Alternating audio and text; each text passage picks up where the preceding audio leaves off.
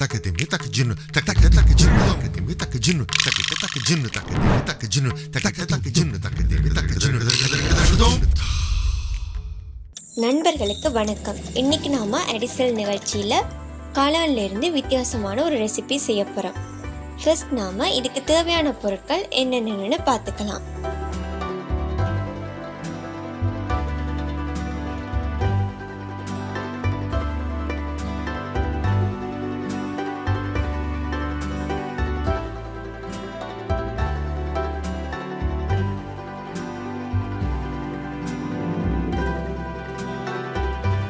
காளானுக்குரிய sous செய்ய தேவையான பொருட்களை பார்த்துக்கலாம்.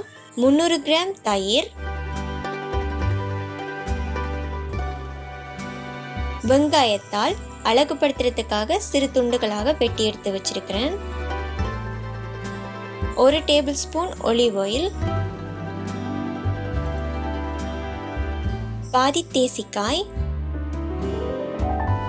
4 தொடக்கம் 5 பல்லு பூண்டு, 1 டீஸ்பூன் பொடியாக்கிய மிளகு,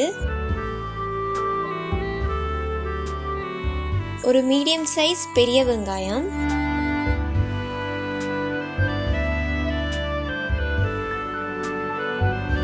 தேவையான அளவு உப்பு.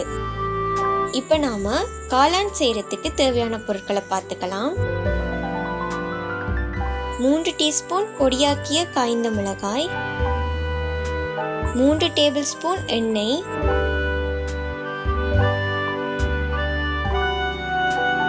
2 டீஸ்பூன் மிளகாய்த்தூள்,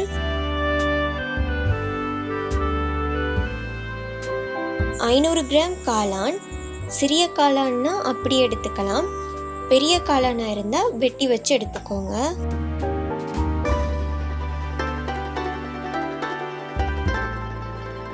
500 கிராம் வெங்காயம்.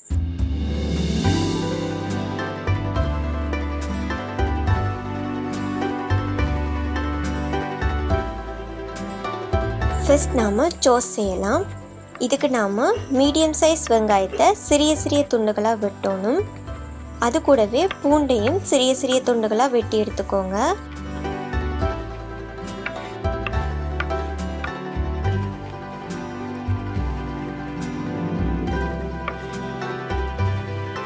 இதை நாம ஒரு பவுல்ல எடுத்து வச்சுக்கலாம். இது கூட நாம எடுத்து வச்சிருக்கிற 300 கிராம் தயிர்,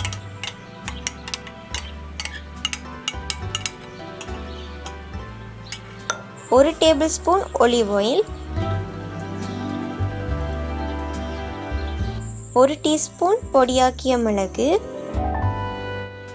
தேவையான அளவு உப்பு, பாதி தேசிக்காய் புளி போட்டு நல்லா மிக்ஸ் பண்ணிக்கோங்க. அந்த பூண்டோட ஸ்மெல் சோஸ்ல வார வரைக்கும் நல்லா மிக்ஸ் பண்ணணும்.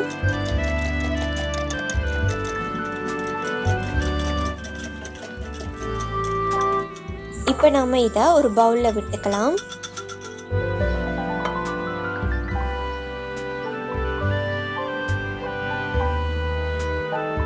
நாம அழகுபடுத்துறதுக்காக எடுத்து வச்சிருக்கிற வெங்காயத்தால இதுக்கு மேல போட்டுக்கலாம். என்கிட்ட ஃப்ரெஷ் வெங்காயத்தால் இல்லை, ஸோ காய்ந்த வெங்காயத்தால் தூவுறேன். இப்போ நாம் காளான் செய்யலாம்.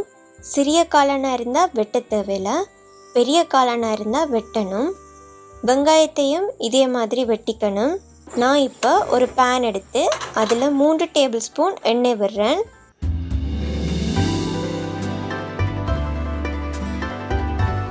எண்ணெய் சூடானதும் நாம் எடுத்து வச்சிருக்கிற வெங்காயம், காளான், அது கூடவே தேவையான அளவு உப்பும் சேர்த்து வதக்கிக்கிறேன்.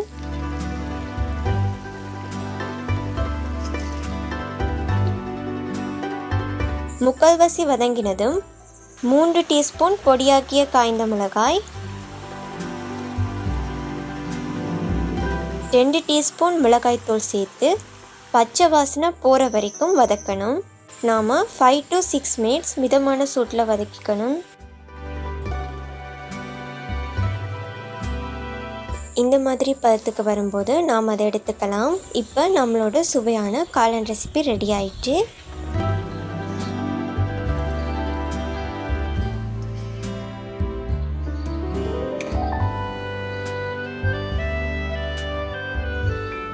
இதை நாம் ரெடி பண்ணி வச்சுருக்கிற சோஸோட தொட்டு சாப்பிடும்போது வித்தியாசமான டேஸ்ட் கிடைக்கும்.